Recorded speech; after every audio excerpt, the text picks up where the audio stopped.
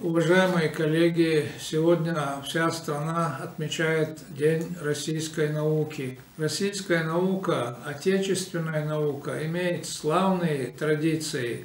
Она всегда была на передовых рубежах в цивилизационном человеческом процессе.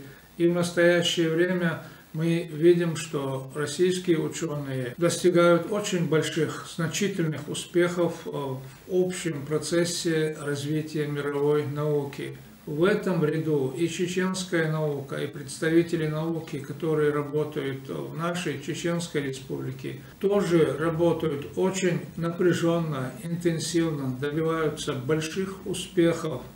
И все это во имя отечественной науки и во имя науки человеческой вообще.